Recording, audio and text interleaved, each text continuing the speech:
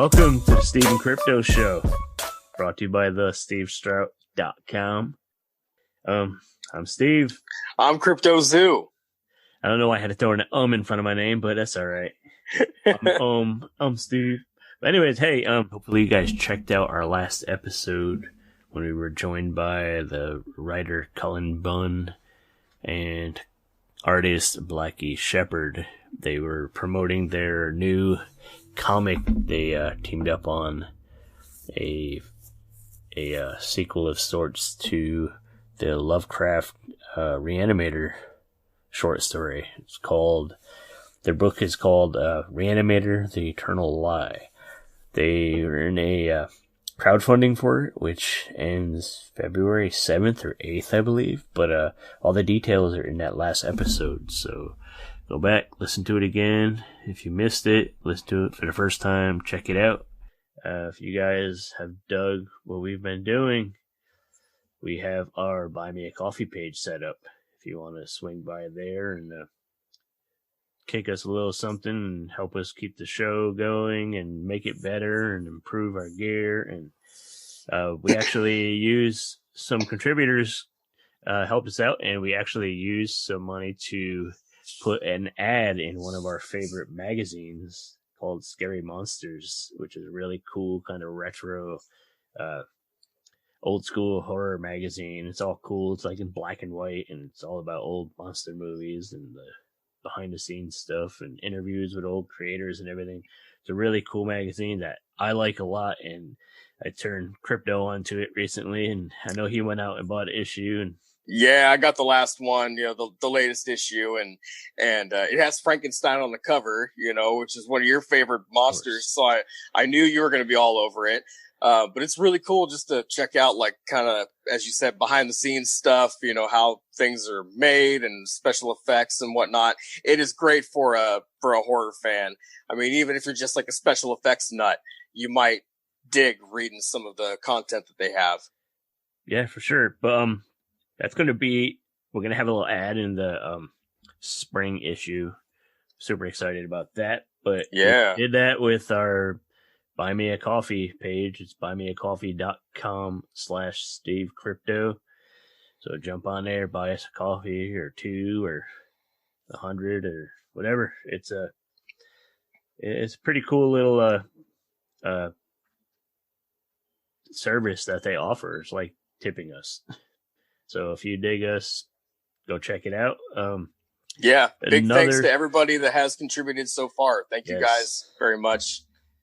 Another thing we've done recently is we set up a YouTube channel. Because down the road, we really want to start maybe putting out some video content or maybe do some live streams and stuff like that with you guys to interact a little more. So we got that going. You can find links on all of our social media. Right now, we're just uploading some of the older episodes, like our archives. So you can go check those out again. We know you want to. And I mean, of course, you can listen to them all over and over on wherever you get your podcast too.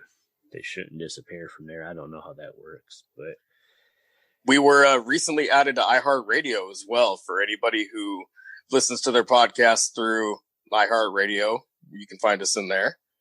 Just look up Steve and Crypto Show. Like literally just about anywhere you get podcasts, you can find us, which is pretty cool. Yeah, slowly growing. Yeah, it's been a interesting week. Lots of weird, nerdy news happening. Some sad news. We got I guess just yesterday. Today is Tuesday, February 2nd. That we're actually recording this episode. Yesterday, found out that the actor Dustin Diamond from Saved by the Bell, Screech, passed away. And like, if you grew up, or if you were a kid in the 90s and you didn't watch Saved by the Bell, like you fucking lived under a rock or something. I don't know. Like, you watched Saved by the Bell, didn't you? Oh yeah. Yeah. Like everybody did. But yeah, I mean, Dustin Diamond passed like super young. I think he was like 45 or something. Was it 44? I think. Yeah, 44, 45. That's a bummer, you know. More sad stuff. I'm really heartbroken over this. Is Godzilla versus Kong got pushed back another week, and my heart's breaking. Sons of bitches, yeah. That's what I was about to say, sons of bitches. Yeah. But no, it's only another week. It's all right. It'll just the anticipation, and then they released the trailer to like, hey, this trailer looks awesome, but it looks badass. Yeah, giant monsters fighting. By the way, you're gonna wait even longer now. Like, it was set to come out 2 days after my birthday, you know, so it was kind of a cool little happy belated gift to me. Like, nah, I'm not trying to be cocky about it or anything, but sorry, I was looking forward to watching that, you know, and I still will, but yeah. Like, sorry, happy birthday, just kidding. But what else we gonna do? We keep talking about wanting to do like mini promo clips, like little opportunities for creators to come on, take a few minutes and pitch whatever they're working on or whatever they're selling, whether it be a book or a movie or just selling some art, working on an album.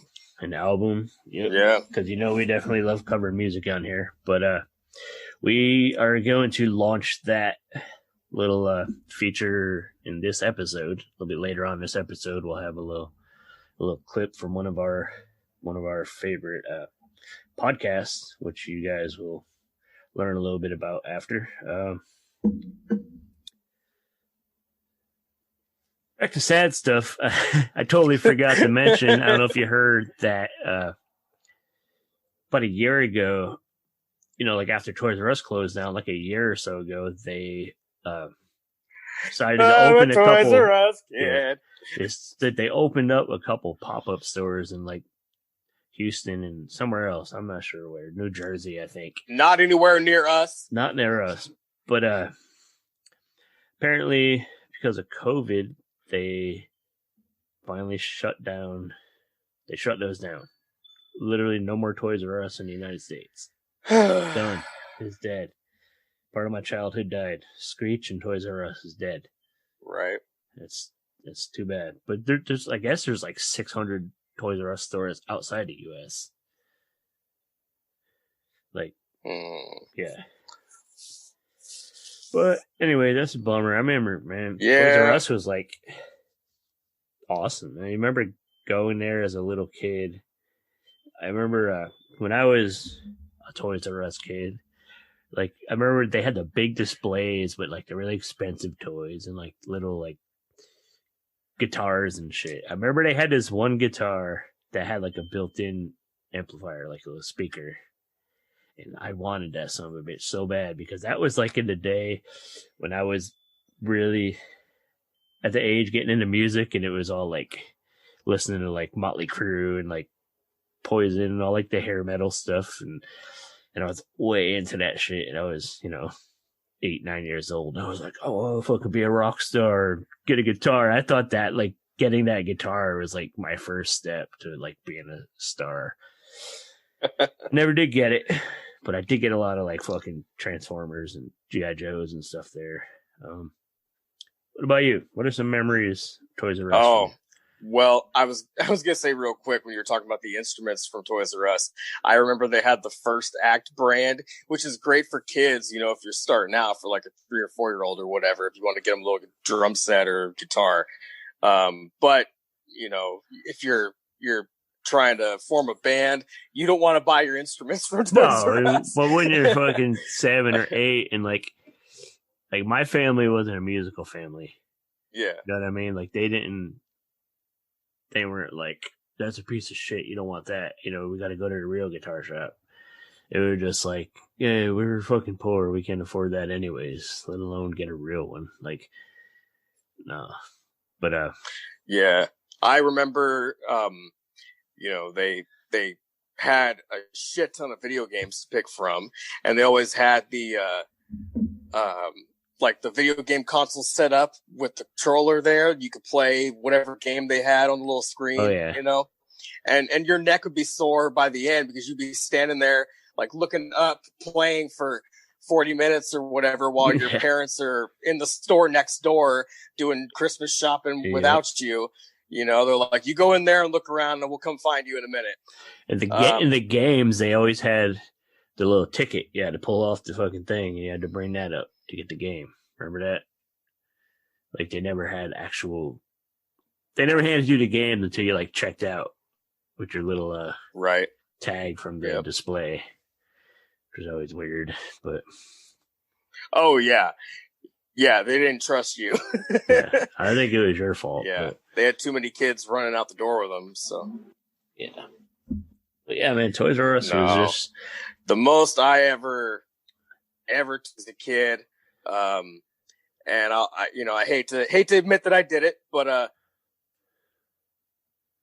was gonna say I hate to admit that I did it, but I remember taking like a Mighty Max toy from Value Village, you know, so it was like in a bag that some kid have already donated, and then I really wanted it, and I got caught, but yeah, I never tried taking anything after that. I wasn't that kind of kid. Yeah, I remember. But do you remember Mighty Max? You remember those? I don't, to be honest. So it was like the little head would be like a skull or maybe like a dinosaur head or whatever it'd be, and you would open it up and it had this little world inside of it. And the little Mighty Max character, he would have he'd always have some theme going, you know. So if it was like a T-Rex head, of course, he'd be all dressed up like a caveman. Yeah, and it would come with a little dinosaur or whatever, little trap doors and things inside. I'd carry those around with me. Those were like the boys' version of the Polly Pocket, right? Yeah. Yeah. Yeah. Yeah, that's right. Yeah. I remember those now. See, I'm a little older than you. We're showing our age here, folks. Yeah. I'm a little older, so that might have been something. I was more into bigger kid toys when you were playing with those, I guess. Right. Or when you were stealing those, you son of a bitch. But it was one, and I didn't even get to take it, so. No? Who caught you? I don't know. Either somebody that worked there or maybe my dad or something. I don't remember. You don't remember that little. part? You just blacked out and just started stealing stuff and got snagged. One item, and I didn't even get to take it home. Yeah. I think most kids went through a point when they thought they could, like, jack something. Because they're trying to be cool with their fucking punk-ass friend or something. And I know, I went there and got caught when I was younger, but we were stealing... we actually went in and hit the store a couple times. The kid I was hanging with, I guess he was a bad influence because I was always a good kid. That was probably like the worst thing I ever did and got in trouble for. We went in a couple times. Like, we got some people were still listening to cassettes, so we got a few tapes. I remember I got like an edited version of Cypress Hill Black Sunday. Ooh. Which the edited version was fucking lame, but I still got one of those. And we got a whole bunch of fucking like sports cards, basketball cards, and baseball and stuff. And so we got in there, and like the second time we went in was we got caught, basically. Yeah. But, they didn't call the cops or nothing. Luckily, it was in a mall. It was like a department store that was like attached to a mall, and unfortunately, embarrassingly to him, my dad actually worked at the mall. He was like a janitor there, and they called their janitor to come and help with situations like that. And the janitor was good buddies with my dad, and he was always cool to us. And yeah, so he came and saw us, recognized me, and kind of got me out of trouble and helped me not end up dealing with the police. It was cool. It's enough talk about being little criminals in our childhood and the good old days. So yeah, since we're talking about good old days, and I did mention the sports cards and sports, the Super Bowl is coming. I know you don't care. sports guy. But you mentioned to me, you showed me a story that they are doing like a little Wayne's World reunion. I guess they made a commercial with Wayne and Garth, which is really cool. And it got me thinking, if they can do a commercial with Wayne and Garth for the Super Bowl, why not just maybe make the next movie, make the threequel, Wayne's World 3. Hopefully it opens the door for something like that, because Bill and Ted did it. They did it with Bill and Ted. Yeah. Let's see, it's them as older. Why not have Wayne and Garth older? And that's probably what they're thinking. Wayne and Garth. I'm sure that those guys or people that they write with are thinking, well, look at the success of Bill and Ted 3. Bill and Ted, a lot. Like, that's Bill and Ted 3, really well. Jay and Bob reboot, they're older. They're all aged. One that's really blown up lately is freaking the Karate Kid with the Cobra Kai series. Right. Like the main two guys, Johnny and Daniel, they're old now. They're like in their 50s and got families. Like, why can't we do that with Wayne and Garth? That would be awesome. Right. Just like, so. Go ahead. Well, I'm totally with you. Like, it'd be nice to see Wayne and Garth hanging out at their old age, like maybe still trying to rock out and just trying to like have their show. Maybe they're bringing the show back, to cable, even though people do streaming now, and maybe they're not hip to the whole streaming thing. Yeah, they could do like a web series or something, But I just think why not be successful, and stuff like stuff like Bill and Ted and Cobra Kai and stuff are successful because like us. You know what I mean? It's like creating it's like fan service for us. It's like, remember your childhood? Well, let's bring it back so you can fucking feel young again or something. Like, right. We need that. There's two kind of ideas I've had for a long time when it comes to some of those older franchises. So, you're bringing up Bill and Ted, Jay and Bob, characters like that.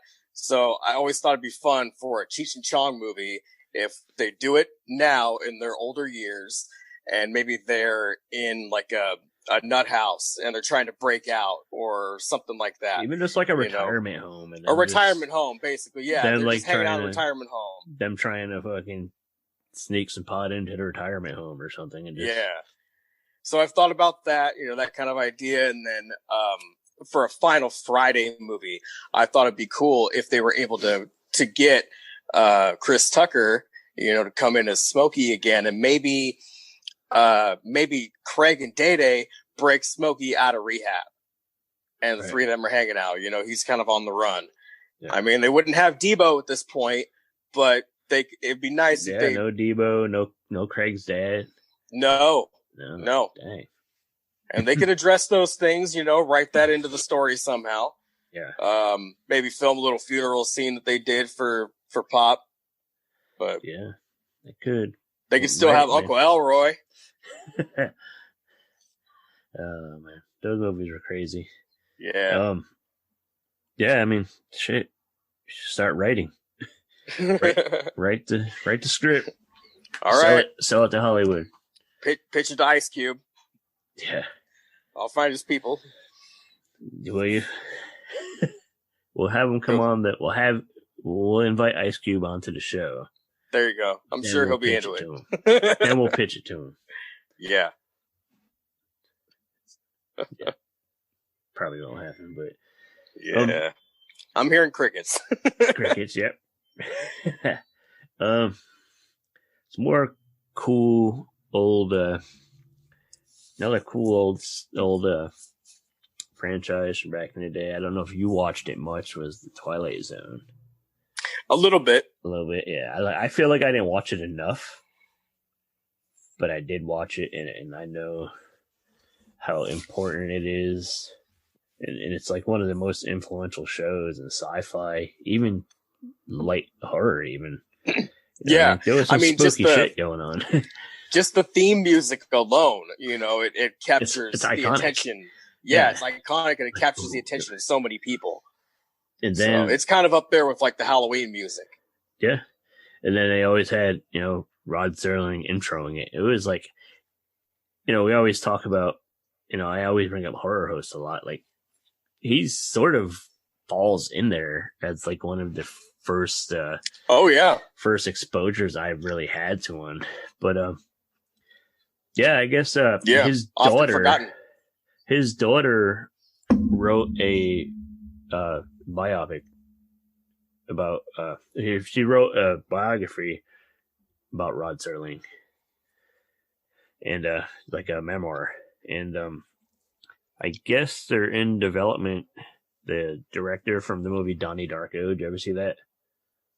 Actually, no. No? Oh, no. Weird. I think never did. It's out there. It's weird. It's like a giant Twilight Zone episode in itself. It's very fucking... It's out there. It's a great movie, but it's strange. But yeah, the director, a guy named Richard Kelly, I guess he's working on the biopic about Rod Serling, and he based it on Anne Serling's memoir that she wrote.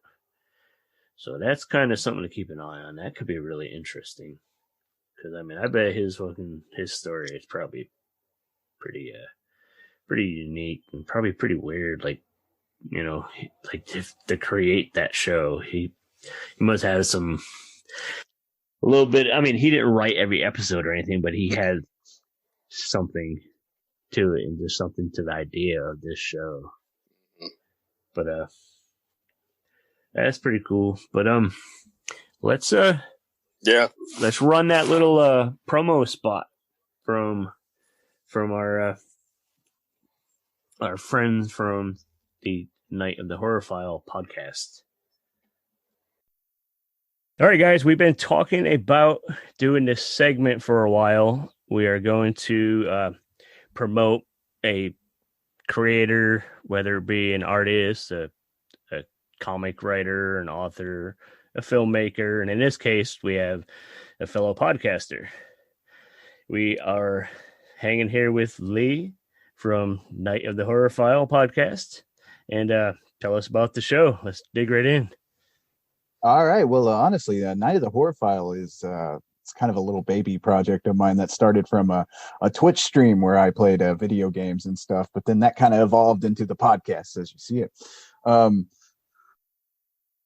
That you might pass by, you know, old school video store shelf titles, but also some newer stuff like Satanic Panic and stuff like that. But I think what I wanted to stay away from when I first started the show was boring. I guess that's the main thing I wanted to keep away from. And so I was like, okay, well, what makes what I do entertaining? Because like if you just listen to me droll on about how much I love horror movies and tell you about who starred in what or who directed what, you might get a little I don't know, you might want to drive your car off a cliff. So so what I did was I brought in my wife, who had literally seen no movies. Like she just movies were never on her radar. And what gave me that idea actually was we were watching Psycho one night, and she was like, "This is a good movie." And you know, I'm like, "Have you never seen Psycho?" And she said no, she'd never seen Psycho. And I was like, so you don't know the ending or anything that happens in this movie? And she had absolutely no idea. So I got to sit and I got to watch someone genuinely be shocked at the ending of Psycho. That when Norman Bates runs in dressed as his mom, she just lost it, and it was amazing. And that's kind of the genesis of this whole thing. In about 86, I believe now is what we put out today, which is Monday. I don't know when you guys are releasing this, but Monday the 18th we put out our 86th episode, and then we also tried little different episodes here and there throughout our time and stuff like that, but mostly it's been 86. So, and nice. I noticed that you guys kind of pick certain themes every now and then. You know, you might have a month where you'll show you'll talk and discuss about the Evil Dead movies or zombie movies or vampire films or whatever. Is there a specific reason why you pick certain ones, or just pick random themes half the time? But I guess a good example is this past December month. About a year ago or something for Christmas, we did nothing but Christmas horror movies. That was our theme and stuff. And I was like, well, I don't really want to do that again because everybody's doing that. So I was like, well, let's just go through the Evil Dead movies. Let's see how people react to that. And so like, I don't know. Half the time it's in like nearing the end of the month, and I'm like, well, fuck, let's do a theme month. I don't know. Let's just pick a random theme. So there's like barely a rhyme or reason to it. So you don't have like the next 6 months planned out. You're just like, I fly by the seat of my pants because I have movies surrounding me in here. Right. I just built a fridge for part of the movies and a movies back here. So half the time it's just I get up and look through my collection and see what I want to show Brittany, who my co-host and wife. I kind of pick like that. Do you let her pick sometimes, or you just pick it and like, you got to watch this? I do let her pick sometimes. There was a month there where she got to program the entire show. So she went through and picked out the movies she wanted to watch for the month. And then we did that. Also, we do have set theme months, which is usually April and May. April is Trauma month that we do on the show. Or we take like our show's format and apply it to trauma movies to kind of try to explain to people that these movies aren't just cinema trash or anything like that. It's actually some good movies in there. And we also, for May, is our listener request month. That's where people can email requests, send me DMs, just shoot me a message and stuff, and you can request a movie, and I'll try to work it into the program. Has anybody tried to request anything non-horror? Try to be funny. Actually, yes. Someone said we should do Showgirls, and I'm very closely considering that. I think it would make it for a great show. That's fun. Maybe we should pick a few bad movies like that and just put up a poll or something and make it like a special event episode or something like Showgirls on Night of Horror File. Now you were saying that, we've also. Oh, go ahead. I'm sorry. Oh, I'm sorry. I was just gonna say, you were saying that you show these films to your wife who hasn't seen the majority of them in advance. Are there any that stand out that she actually said, like, I really, really enjoyed that, that kind of surprised you, maybe that you expected her to not like? Yes, actually. The one that surprised me the most was a movie that I actually like. That was Book of Shadows, Blair Witch 2. Yeah. And this was, I can't remember what episode this was on. I think we were like episode 9 or something, but we did that. She actually really enjoyed that movie, and I did not expect that at all. Well, where can people listen to you? We are pretty much on every major podcast platform. I think there's a few that we're not quite there, but you can add us from our RSS feed, which you can find at our website. The easiest way to find out where we're at and find all the info you need is to go to our website, which is nightofthehorrorfile.com. That's all one word. And you can go there. You can even read we have a blog now, which I write and stuff, curate, just random musings mostly. But the website's the easiest way to find us. But we're on all your major podcast platforms, Spotify, Apple Podcasts, if anybody uses Apple Podcasts much anymore. But yeah, we're pretty much there. Also, we just started up in what was that? October, I believe. We started up our Patreon, which is just now starting to have a lot more content coming after you. So, and you can find that at, patreon.com/NOTHP. And what we're having on there is our Bruce Campbell hour and stuff, where we go through all Bruce Campbell's career and stuff like that. And right now we're on Ash versus Evil Dead. We're also doing Twin Peaks on there and a bunch of syncable commentaries, which are kind of interesting. Some people like them, some people don't dig them, but I think they're kind of neat. Hey, as long as I'm you're a having big fun. Evil Dead fan. I'm a big Evil Dead fan myself, so I'm gonna have to go check that out. Oh yeah. So am I. Evil Dead was one of my first loves when I was growing up. It was one of the first movies that I kind of attached myself to. So Yeah. And how about social media? Social media, we are on Instagram, Twitter, and Facebook, obviously. You should be able to find us on Twitter at In Horrorfile. It's all one thing. And then Instagram, you can find Night of the Horror File, and on Facebook as well. We're not on YouTube. I'm kind of a anti-YouTube person, but yeah. Cool, man. Well, hey, thanks for popping in and tell us about the show. We both enjoy it. And anything you want to add, anything you want to plug besides what we already mentioned, or anything exciting coming up soon?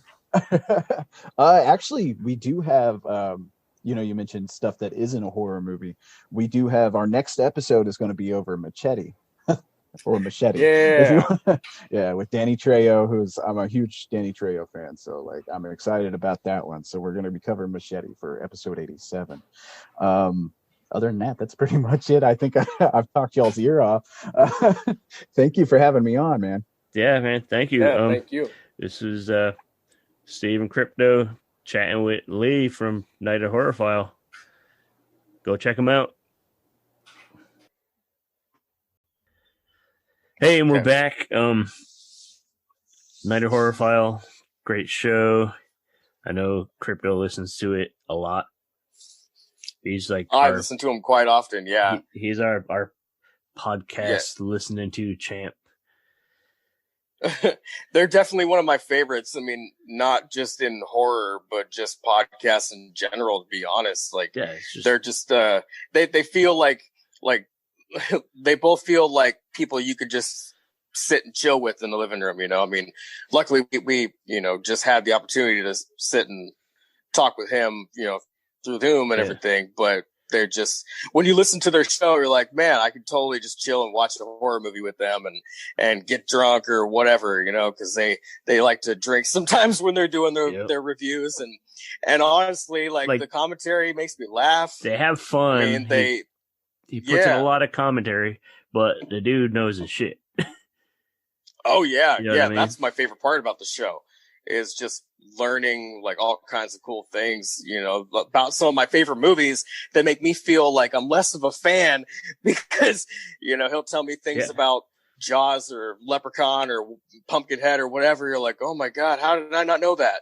And he shares it like, he's fun about it. And it's like, he don't come off as like one of them fucking like know-it-alls, like the people that are just like, well, as a matter of fact, I know this and you don't. Like, no, he just like, let's talk and casually mention these cool facts and stuff. It's cool, man. They're good people. It's a good show. You guys should check it out. You got yes, just like Steve just said, he doesn't come off cocky. It's more like you hear the excitement, as a lot of us he loves it. Horror nerds. Us, like pop culture nerds, we get excited about things, and you just hear that, when he speaks about these different movies, you're like, he's a fan. And that's what we are. So we love promoting people that are fans of things. And also, they are part of our little online community, our mutant family, our horror family, who all are excited about the Joe Bob Briggs Valentine's Day special, February 12th. That's coming, and I'm fucking hyped for it. Oh yeah, that's next Friday, right? Next Friday, or the 12th. Next Friday, yeah. I know it's a Friday, and I know it's the 12th. I don't know if it's the next one or the last one, or I don't know. I don't even know what day it is, man. Every day becomes a blur. It's just like one day leads into the next. But yeah, the Joe Bob Briggs holiday Valentine's Day special. Make sure you watch. Hopefully I could get Crypto to watch. But we'll see. We'll see. But if time allows, then I'll be watching. Yeah, apparently, we've been advertising Fright Rags on here, which we love that company. It's a great company. They make some really cool shit. They I guess they put out like a little teaser that they're gonna be putting out some Joe Bob merch, I guess, in February, which is really fucking exciting. But right now they just put out. Did you see the winter beanie hats they put out? Yeah, there's like about 4 or 5 of them, I believe. There's Night of the Living Dead, Child's Play, Jaws, They Live. Am I missing one? I'm not sure. That might be all of them. But they look badass. Yeah, that's my old brain just keeps thinking about the Night of the Living Dead one. I might have to get that Child's Play one. Like, I just keep thinking about the Night of the Living Dead one. That's like, but yeah, Fright Rags, and you guys know if you listen to us, you can use the code SteveCrypto10 at checkout and get a little discount. So you guys should go check out those hats and some of the other stuff they have. It's all officially licensed. It's all officially licensed stuff, and great company, quality products, really cool horror shit. Go check it out. Yeah. SteveCrypto10 at checkout. But, yep, and even if you have a fair share of winter apparel and you still want to get like a t-shirt or some socks or just a some little trinkets, maybe something you want to get as a gift for somebody else, as Steve just said, use that code SteveCrypto10. We'll save you a few bucks at checkout. I mean, you can get something from like John Carpenter's Halloween, Universal Monsters, Night of the Living Dead, Creepshow, Twin Peaks, Evil Dead. They have a lot of things to pick from on there. It's like the jackpot website for a horror fan. If you like sporting your horror fandom, that's the place to go. Yeah, go do it. Go do it.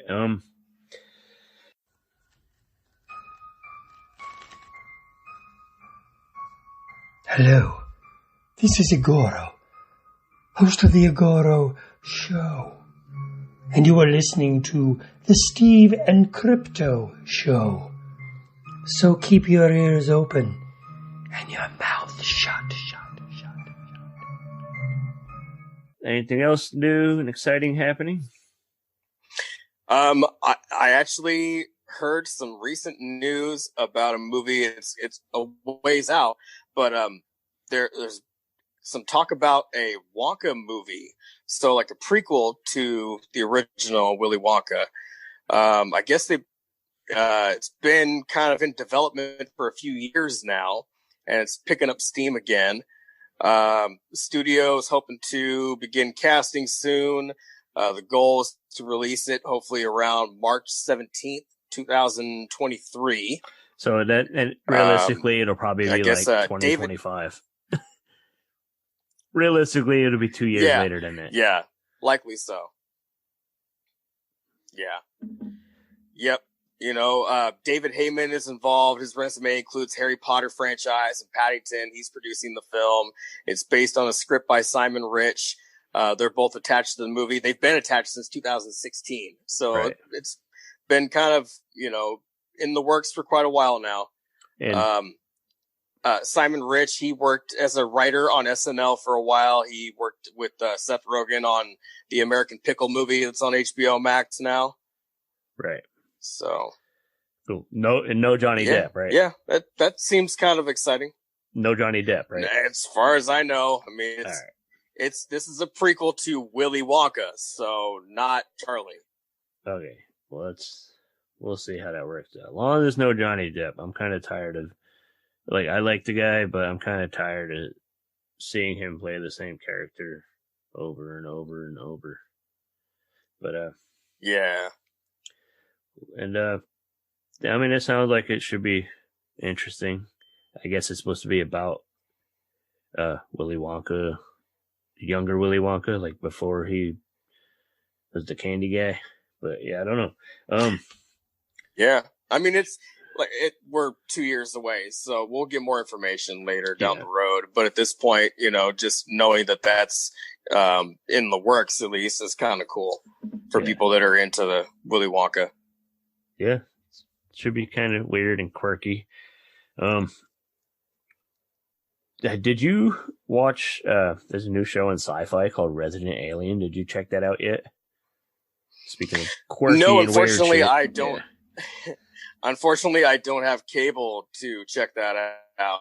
I'll have to find a way to watch it at some point. Find a way to do it, yeah. But it's Alan Tudyk, who'd been like in everything, like Firefly, and he voiced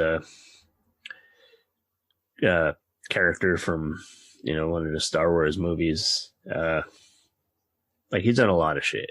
Like I think you know who he is. But dude's good. I think he's a fucking treasure. He's a national treasure. But yeah, dude, he plays like a alien who ends up like he's on his way to Earth to like wipe out humans or something, and he ends up crashing. So he has to disguise himself as a human, as a doctor in this little small town in Colorado. And it's just, oh my God, it's just really it's funny. But there's like a lot of fucked up shit that goes on. Like blood and laughs. That's it. Alan Tudyk, blood and laughs. That's how I'm going to sell this show to you. That should be enough. Maybe you should just call the show that. Blood and laughs. Blood, laughs, and Tudyk.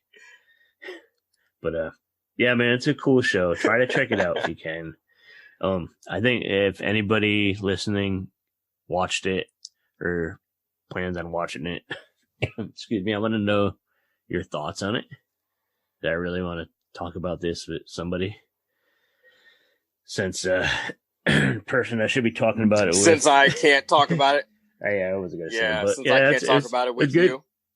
And another news show. Another news show I checked out was the Walker Texas Ranger reboot. Yeah. Called Walker, and it's got Jared Padalecki from Supernatural, which there was a point when I was like obsessed with the Supernatural show for a while. It was a good show.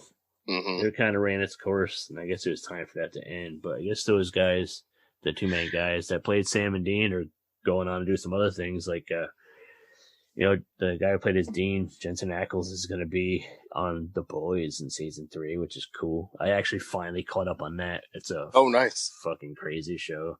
But the Walker show, man, was pretty good. I mean, it was the usual CW drama, but like I dug it. He got a little ass kicking drama, ass kicking. Yeah, I need to watch a little bit more of it. I think I started it, but there's so much content out there and so many different things to watch. I got to get back on that one. Yeah, but I mean, the thing good. that I've been watching, the debut did good. I mean, it was like it made for their highest rated Thursday on the CW since 2018. So that's promising for it. And then I watched the first 2 episodes and they were solid. Like I said, a lot of drama that comes with every fucking CW show. But anyways, yeah. Sorry, you were saying. I recently picked up a subscription to HBO Max, and they have so much shit in there to watch. I say that in a good way. There's a lot of good content in there. And pardon my choice of words. Anyway. And by good, you're not referring to Wonder Woman. That was not good. I haven't even watched it yet, so I think they pulled it off of there anyways. Oh, yeah? Yeah, but they only run the new movies, I guess, for like 30 days. The ones they release in that's theater, true. they run it 30 days and then they pull it, which is good because they probably should have pulled that one after 30 minutes because I wanted to after I watched it. But Well, I've been browsing around on there and, watching some old hits. I watched watched some Fresh Prince. I watched the Fresh Prince Reunion, which will make you cry a little bit. That was my favorite show growing up as far as sitcoms go. Classic. Watched a little Whose Line Is It Anyway? I love Whose Line Is It Anyway? That was a good show. The version with Drew Carey. Yep. So I've been watching a little bit of that, but the main two shows that I've watched recently on there are the Harley Quinn show, which is highly entertaining. I didn't know going in that you it watch was it going with to the be kids? like a cartoon for. Oh no! But I didn't know going in that it was going to be a cartoon for adults. So Yeah. It's funny to hear Harley Quinn and Joker cussing and like talking about piss and different things that are normally not in a kid's cartoon. The first Ron scene. Funches, he's the voice of King Shark. Didn't like the first scene of the show, like she like calls somebody a motherfucker and like break his leg or something. I remember just something crazy. Like the show just started like that. Oh yeah. Yeah. Yeah. And she's got like 4 or 5 guys with guns pointed at her at one point, and then there's this random dude standing behind her, and one guy with a gun on her says like, there's all of us and you're all alone, and the random dude behind her says, I wouldn't say she's alone, and rips off his skin, rips off his face, and it's the Joker. Yeah. And she's like, God damn, I didn't think that you were going to go that far to like skin the guy's face. And he's like, well, and then he's using it like a puppet as well, and he's like, well, if I'm going to skin the guy, I'm not going to like, not use him like a puppet and take advantage of this moment. It's just so ridiculous, but it's a really fun cartoon. As I said a second ago, Ron Funches is the voice of King Shark, and he uses his normal voice. So it's funny just to hear him playing that role. Like Steve and I both love Ron, and his voice is kind of like cartoonish anyways. When he talks, he has the voice of a cartoon character. So it's like, I don't know. It's endearing. It's really funny. It works well with the King Shark character. What really gets me is like hearing the potty mouth language coming out of the chick for Big Bang Theory. It's like, what? The Harley Quinn. You noticed the Big Bang chick, right? Oh yeah. Kaylee Cuoco. Yeah, she's doing a good job playing that, that role. And it's funny. She's on the rooftop with Gordon and Batman. She makes a comment about Batman, like he's the guy that fucks bats. I mean, I just always a bat fucking. I'm pushing this again. Anybody listening, right. To anybody listening again, I'm going to say it one more time. Don't watch this with your kids. Why not? Just watch it with them. They got to learn. Yeah, they're going to hear it anyways. They're going to hear it anyways. They hear probably. Worse. I would say they hear worse at school. They none of them been in school with COVID, so you might as well make them listen to it at home. Right. Yeah. Did you watch? Yeah. There's there's another show with Kaylee Cuoco. I think it's called The Flight Attendant, and I'm not sure see if it it's on the little list. I haven't watched yet. Is it on HBO or Amazon? It's HBO. It's HBO. Watch that. That's a fucking crazy show. It's like out there. Has anybody else watched that? Is anybody else listening? Have you watched The Flight Attendant? Let us know. Let us know if it's any good. What you think of it. Let us know if you've watched Harley Quinn and if you enjoy that one. Another one that I've watched recently that you can find on HBO Max is Tacoma FD, and it's kind of cool because it's it's supposed to be set in a place that's kind of close to where we live, and it's featuring 2 of the Broken Lizard guys, the people who created Super Troopers and Club Dread and whatnot. So it's Kevin Heffernan and Steve Lemmy, and they those 2 guys, they're funny as hell. They also do stand-up comedy, and for anyone who doesn't know. And so basically the show is about them being firefighters, and they're in Tacoma, Washington, which is not known for having a ton of fires, you know, so they have a lot of downtime. And so it's, you know, set in a fire hall, but like the first episode, you know, they're hanging out and they start having like a water chugging contest, and then they're all peeing into the jug and seeing who can fill the jug up the fastest. And, you know, or they've got their arms in a big bucket of ice water and they're seeing who can keep their arm in it the longest, and just ridiculous shit like that. So if you like Super Troopers or Broken Lizard and you like guys, you'll probably dig it. Yeah, it sounds pretty funny. I haven't checked it out, but I might.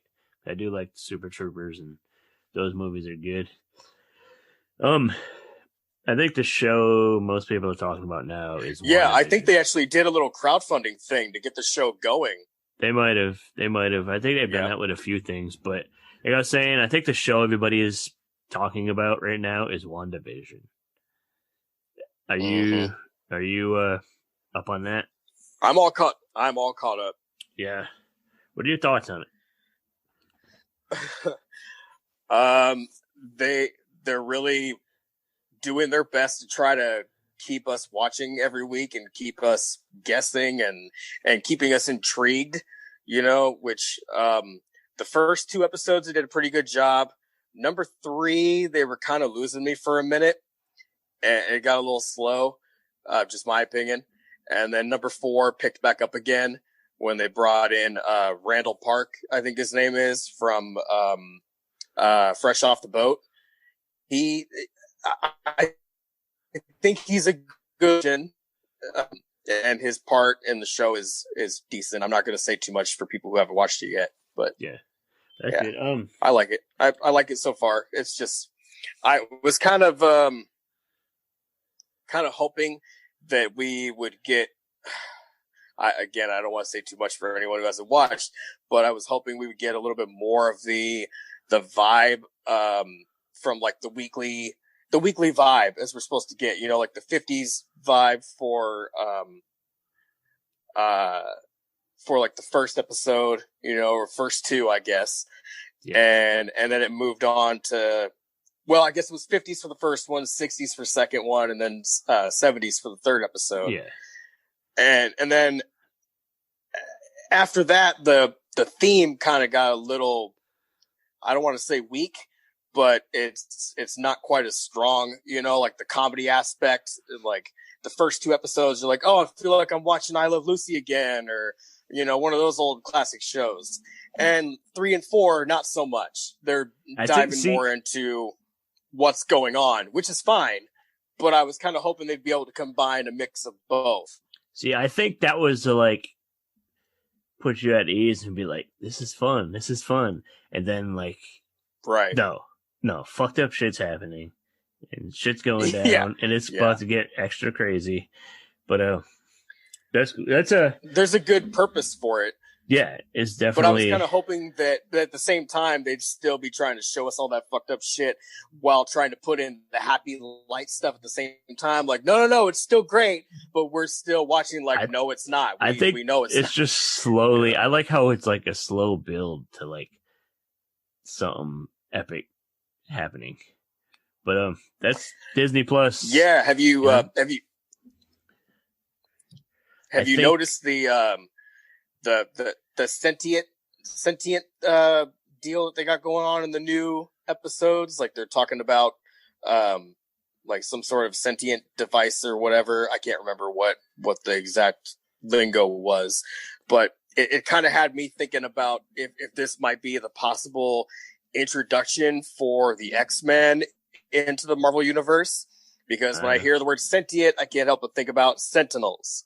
Yeah, I don't know. What I'm hearing is that this is gonna lead in and tie into the new Doctor Strange stuff, which makes sense. I'll have to go back and rewatch the episode. Yes, I might have missed some stuff, but anyways, that seems to be the show everybody's talking about. So we don't really have to say too much more about it because everybody knows it's up. Yeah. But Disney Plus though, they just announced that they are doing a Black Panther tie-in series on Disney Plus, which is pretty cool. Really? It's going to be like the Kingdom of Wakanda or something like that, but it's going to be a tie-in to it, which like they didn't really release any details of what it's going to be about or anything, but like the first Black Panther was amazing. And I mean, of course, we lost the star recently, not too long ago, but I guess the part 2 is actually in production or about to start production. I think Thor's in production now, but I think part 2 of Black Panther is starting soonish, and they say it's going to focus more on the sister. What was her name? Cherie or something like that. It's going to focus on her. Yeah. And I think they could. I think she's a really likable character, and I think she could carry it. And I think if they focus on the women, the strong women in the movie, I think they could still keep the franchise going and be really successful, because there was a lot of badass women. Oh, definitely. In that whole lore in the Wakanda, like, his mom, his sister, Denai Guerrero's character. I can't remember her name. It's could be good. Yeah. I mean, I'm looking forward to it. I'm curious to see what happens with the TV show. But yeah, to be honest, I Black Panther was one that as a kid I never really got into. I mean, Black Panther and even like Captain America and Iron Man, I wasn't a real big fan of them. I liked Hulk and Thor and Spider-Man, the X-Men, but I really became a fan of Black Panther through that movie. I watched it at the Rose Theater here in town, and I loved it. I went by myself. It was great. I wasn't super familiar with, the whole story and stuff behind the character either, but that movie just really intrigued me, and it was a great friggin' movie. Yeah. I dug it. Yeah, very well done, well shot. Soundtrack was great. It looks like the new one, Black Panther 2, they're trying to release it around July of 2022. I mean, with COVID and everything, things could change, but according to IMDb, that's what I'm seeing, is that they're trying to push it out around July of next year, but we'll see. There's a lot on the plate of Marvel itself, and something could happen with COVID to set it back, as things have happened with plenty of other movies that we have already been, we're supposed to see. There's so many movies and dates moving around and all that stuff that I'm not even really paying attention to the dates. Like them moving Godzilla one more time was like the last straw for me. I'm just like, you know what? I'm just going to be surprised. If a movie comes out, cool. There it is. It's already been moved about half a dozen times before it being moved to the date that it is now. So we were supposed to get Godzilla versus Kong a long time ago. Yep. Yeah. But yeah, man, I think we've kind of rambled a while and talked a lot. Thank you guys for listening. Check out our Buy Me a Coffee, buymeacoffee.com/Steve Crypto, and Fright Rags. Yep. Be sure to check out our new YouTube page. The YouTube channel, Fright Rags. Use Steve Crypto 10 to get you a discount. And until next time, we've been the Steve and Crypto Show. Thank you guys for listening. Thank you guys for listening.